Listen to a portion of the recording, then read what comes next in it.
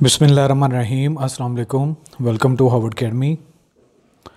Chapter first management का, और इसमें आज का हमारा टॉपिक होगा the concepts of power, bureaucracy and authority. इन तीन चीज़ों के बारे में समझना बहुत ज़रूरी है क्योंकि इनकी एप्लीकेशन मैनेजमेंट में बहुत ज़रूरी होती है।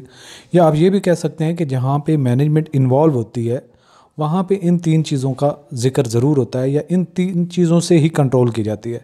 जब हम यही मैनेजमेंट गवर्नमेंट के हवाले से बात कर रहे होते हैं तो उन ऑर्गेनाइजेशन में भी पावर का, अथॉरिटी का, ब्यूरोक्रेसी का एक सेटअप बना होता है। सॉरी। सबसे पहले हम स्टार्ट करते हैं पावर से। तो पावर, आपने सुना होगा कि कई लोगों से आप जब पूछते हैं कि आप सिविल सर्विसेज में क्यों आना चाहते हैं, एक गवर्नमेंट के स्ट्रक्चर में एक ऑफिसर क्यों बनना चाहते हैं, वो कहते हैं पावर बहुत होती है। तो पावर का मतलब क्या होता है कि आपके पास ऐसी चीज़ें आ जाती हैं, आपके पास रिसोर्सेज, आपके पास ह्यूमन पावर, कंट्रोल करने की अथॉरिटी आ जाती है। तो सबसे पहले हम पावर को ओवरऑल न्यूट्रल देखते हैं, अथॉरिटी के साथ अभी हम लिंक इसको नहीं करते। Power refers to the ability of an individual और ग्रुप टू इन्फ्लुएंस और control the behaviour of others even against their will. अगर वो ना भी चाहते हों तो लोगों पर और चीज़ों पर आपका कंट्रोल हो जाता है, दूसरों के बिहेवियर पर कंट्रोल हो जाता है। जैसे आप चाहते हैं वैसे वो मूव करते हैं, वैसे वो एक्ट करते हैं। इट इज़ पावर की बात हो रही। It is a dynamic force that operates in various social, political and organisational context. कि ये एक डायनामिक सिचुएशन फोर्स है जो किसी भी सोसाइटी में देखें या सोशल कल्चर में देखें या पॉलिटिकल डायनामा में देखें या ऑर्गेनाइजेशन के कॉन्टेक्स्ट में देखें तो वहाँ पे आपको ये नज़र आती है। अब हम देख लेते हैं कि पावर की टाइप कौन कौन सी हैं। सबसे पहले तो कोएर्सिव पावर है, जो किसी को डरा धमका के या सज़ा देने के डर से किसी के ऊपर आप अप्लाई करते हैं और वो काम करता है। यानी कि involve the use of force और threat of force to coerce to achieve compliance. कि दूसरे लोग डर जाते हैं। आप ऑफिस की बात करते हैं तो लोगों को बताते हैं अगर मैं डिसोबे करूंगा तो मुझे किसी न किसी तरह से पेनल्टी मिलेगी। इसी तरह से रिवार्ड की पावर है, जहाँ पे लोगों के बिहेवियर को आप कंट्रोल कर सकते हैं वहाँ पे रिवार्ड होता है। स्टूडेंट्स होते हैं, वो काम करते हैं, उनको ये होता है कि हम अच्छा पढ़ेंगे तो हमें अच्छे मार्क्स मिलेंगे। इसी तरह ऑफिस के अंदर होता है अच्छा काम करूँगा अच्छी सैलरी मिलेगी। सो ये रिवार्ड की पावर है जिसकी बेसिस पर लोगों के बिहेवियर को आप कंट्रोल कर लेते हैं। ये भी एक पावर का तरीका है। Based on the ability to provide rewards either tangible और इनटेंजिबल टू इन्फ्लुएंस बिहेवियर। इसी तरह से लेजिटिमेट पावर है, किसी को लीगली ये पावर दी जाती है, जैसे मुल्क का प्रेसिडेंट, मुल्क का प्राइम मिनिस्टर, मुल्क का वजीर, कोई भी है, उसको लेजिटिमेट पावर दे दी जाती है कि ये चीज़ें आप कर सकते हो। लोग सारे के सारे ये आपके मताहत हैं, ये इदारे आपके कहने पे चलेंगे। Derive from the persons position और स्टेटस इन एन ऑर्गेनाइजेशन और सोसाइटी। इसी तरह से एक्सपर्ट पावर है, किसी के पास एक्सपर्टीज़ हैं नॉलेज के हवाले से, स्किल के हवाले से, तो उसको वो बरूएकार ला के उस फील्ड के लोगों को वो जो है वो पावर यूज़ करता है। अपनी उसकी एक्सपर्टीज़ होती है उस एरिया में, इस वजह से arises from individuals knowledge, skills और एक्सपर्टीज़। इसी तरह से रेफरेंट पावर है, कुछ चीज़ें होती हैं एक इंसान के साथ, उसकी पर्सनालिटी के साथ रेफरेंस हो जाता है। यानी कि क्रिकेट में गुरु होगा तो क्रिकेट के बारे में वो जो भी बात करेगा उसकी बात मानी सुनी जाएगी। तो rooted in personal characteristic and charisma of an individual, एक इंडिविजुअल की पर्सनालिटी के साथ से वो हो जाता है। अब अगली जो कंसेप्ट है हमारा समझना ज़रूरी है ब्यूरोक्रेसी का। नॉर्मली ये गवर्नमेंट के ऑर्गेनाइजेशन में एक स्ट्रक्चर बना होता है। सबसे पहले सेक्रेटरी होता है, एडिशनल सेक्रेटरी होता है, फिर जॉइंट सेक्रेटरी होते हैं, डिप्टी सेक्रेटरी होते हैं, फिर इसी तरह सेक्शन ऑफिसर्स होते हैं। तो उसके बाद स्टाफ में होता है यानी कि स्टेनो टाइप और असिस्टेंट और इस तरह की चीज़ें। अजान सुन लेते हैं और उसके बाद आगे कंटिन्यू करते हैं। अच्छा, ब्यूरोक्रेसी की हम बात कर रहे थे। ये गवर्नमेंट की ऑर्गेनाइजेशन के अंदर ये पाया जाता है, जैसे मैंने आपको स्ट्रक्चर का बताया कि टॉप से सेक्रेटरी होता है, सेक्शन ऑफिसर तक। ये एक रिटन रूल्स और पॉलिसीज़ और प्रोसीजर्स होते हैं, उनके मुताबिक हर एक के पास अथॉरिटी भी होती है और उसके मुताबिक उसका एक मैंडेट गिवन होता है। उन रूल्स और रेगुलेशंस को फॉलो करवाना उनकी ज़िम्मेदारी होती है और उसके दायरा कार में ही उसका अख्तियार होता है। और जब वो डिसीजन मेकिंग करते हैं या पावर का यूटिलाइजेशन करते हैं तो उसी के मैंडेट के मुताबिक जो रूल्स और रेगुलेशन में दी गई होती हैं उसी के मुताबिक उसने रहना होता है। वो beyond that mandate can not move, वो उससे कोई और मूव नहीं ले सकता। पहले देख लेते हैं bureaucracy refers to a form of organization characterized by hierarchical structure, defined roles and responsibilities, and set of formal rules and procedures. It is often associated with government agencies and large institution, जैसा कि government of Pakistan के अगर overall देख रहे हैं तो उसमें जितने भी ऑफिसर्स होते हैं वो ब्यूरोक्रेसी उसको कहलाती है। अच्छा, ब्यूरोक्रेसी की कैरेक्टरिस्टिक्स क्या है? ये एक तो इसकी हिरार्की होती है, यानी कि टॉप से मूव करता है बॉटम की तरफ, या बॉटम से मूव करें आप टॉप की तरफ, तो clear levels of authority and chain of command होती है। इसके अलावा डिवीजन ऑफ लेबर होती है, यानी कि हर एक को अपना अपना एरिया दिया गया होता है, किसी का ऑपरेशन के मुताबिक है, किसी का मैनेजमेंट के मुतालिक है, किसी का rules and law and order की सिचुएशन को मेंटेन करने के लिए दिया गया होता है। तो डिवीजन ऑफ लेबर इसमें क्लियर आपको नज़र आती है, जिस तरह के सिविल सर्विसेज के ग्रुप्स होते हैं। Specialisation of task to improve efficiency, इस तरह से फार्मल रूल्स होते हैं, हर एक के लिए formal rules and regulation define होते हैं। Written rules and procedures guide decision making and action, इस तरह इम्पर्सनैलिटी यानी पर्सन स्पेसिफिक नहीं होती, बल्कि रूल्स एंड रेगुलेशन डोमिनेट करते हैं। जो रूल्स कहते हैं वही फॉलो करना पड़ता है। Decisions are based on rules and not on personal preferences. इसके अलावा कैरियर सिस्टम होता है, यानी कि आपका एक कैरियर जिसमें आप रिक्रूट होते हैं, उसके बाद नेक्स्ट आपकी प्रमोशन होती है, एग्जाम होते हैं, आपकी प्रमोशन होती रहती है। Employment and promotion based on merit and qualification, जैसे जैसे आपकी क्वालिफिकेशन फर्दर इंप्रूव होती है, या जो आपकी स्किल इंप्रूव होती है, आपकी परफॉर्मेंस इंप्रूव होती है, उस तरह से आपकी कैरियर ग्रो होता है। अब आ जाते हैं हम अथॉरिटी की बात पे। तो अथॉरिटी क्या है कि जिसके पास, जिस तरह कहते हैं रेस्पॉन्सिबिलिटी विद अथॉरिटी, अगर जब तक आपके पास कुछ लेने देने की पावर नहीं है, यानी कि किसी को रिवार्ड देना, किसी को पनिश करना, तो ये फिर आप रिस्पॉन्सिबिलिटी अपनी पूरी नहीं कर पाते। यानी अथॉरिटी विदाउट रिस्पॉन्सिबिलिटी या responsibility without authority can not work. तो इसको कहते हैं authority refers to the legitimate power vested in an individual और the position within an organisation और society. It is the right to give orders and expect them to be obeyed. जिस तरीके से आप ये कह सकते हैं कि एक पुलिस के SHO के पास क्या पावर होती है, ASP के पास क्या होती है, SSP के पास क्या होती है, इस तरह एक वज़ीर के पास क्या कितनी अथॉरिटी होती है। तो जो उसको दिया गया होता है एक पोजीशन की वजह से कि इतना जो है ये फलां डिपार्टमेंट आपके नीचे काम करेंगे, उनको आप डोमिनेट कर सकते हैं, उनको पावर कर सकते हैं, उनको एडमिनिस्ट्रेटर के तौर पे आप लेके चल सकते हैं। डिराइविंग फ्रॉम रिकॉग्नाइज्ड पोजीशन और स्टेटस। अब अथॉरिटी की मैक्स वेबर ने जो क्लासिफिकेशन दी उसके हवाले से बात कर लेते हैं। एक तो ट्रेडिशनल अथॉरिटी होती है, जिस तरह आप देखते हैं कि किसी आप कबायली इलाके में जाते हैं तो वहाँ पे सरदारी सिस्टम होता है, वहाँ पे चौधरी सिस्टम होता है, वहाँ पे एक डेरेदारी सिस्टम होता है।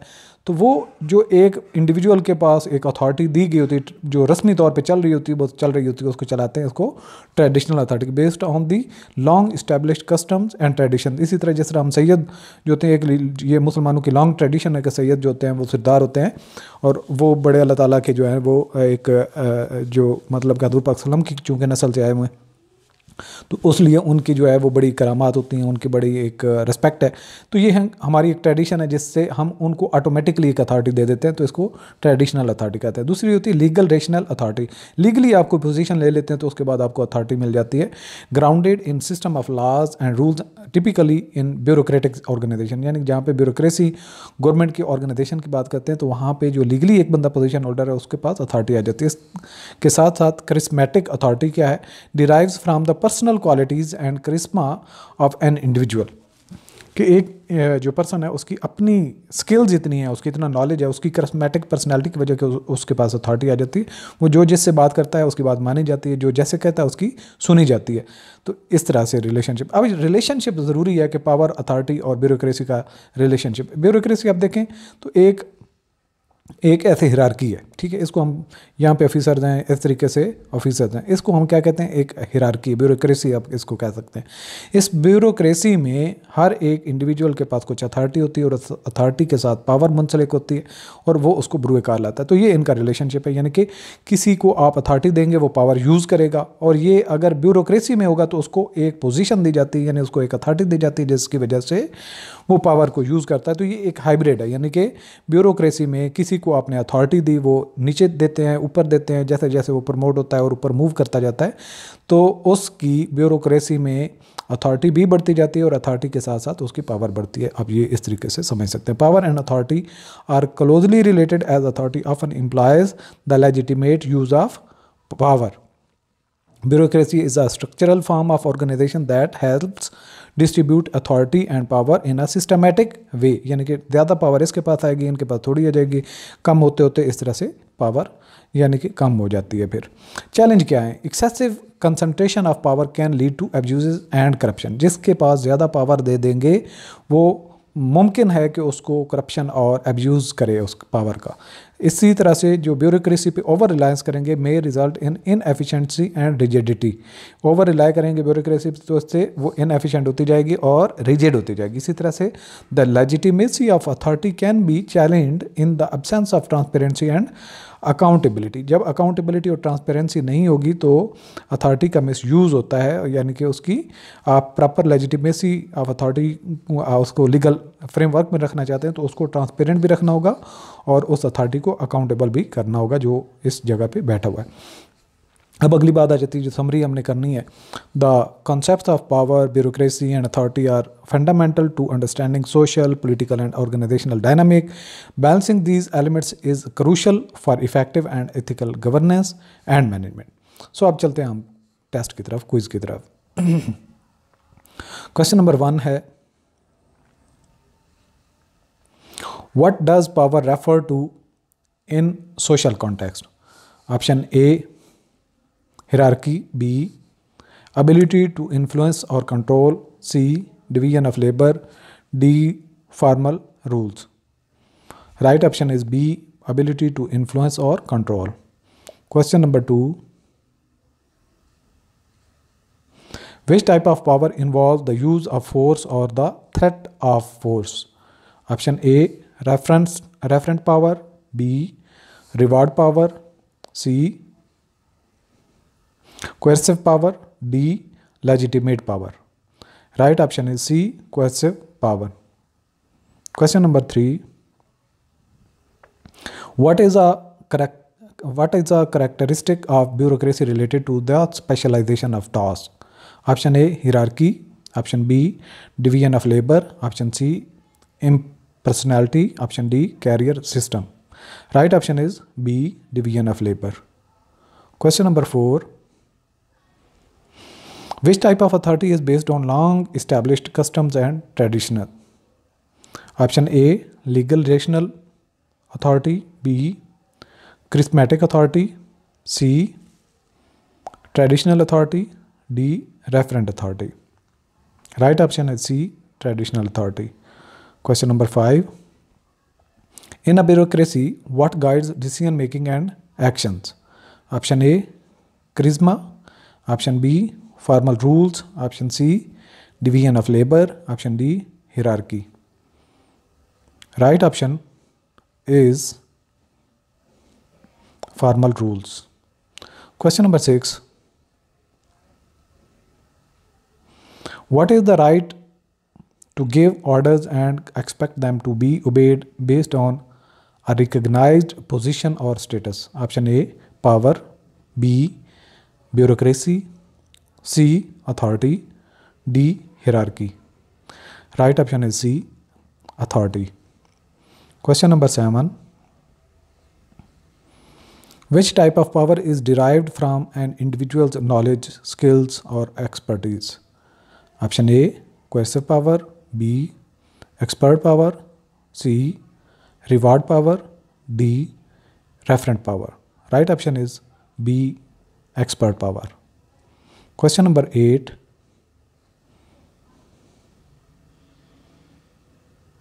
what characteristic of bureaucracy emphasizes that decisions are based on rules and not on personal preferences?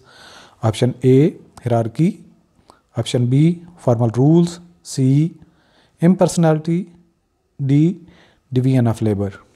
Right option is C impersonality. Question number 9, which authority type is grounded in a system of laws and rules typical in bureaucratic organization? Option A charismatic authority, B traditional authority, C legal rational authority, D reward authority. Right option is C legal rational authority. Question number 10, what is the potential down side of excessive concentration of power, option A increased efficiency, B transparency and accountability, C abuses and corruption, D rigidity. Right option is C abuses and corruption. आज का session यहाँ पे ख़त्म करते हैं। इंशाल्लाह next session में नए टॉपिक के साथ हाजिर खिदमत होते हैं। अल्लाह हाफिज़।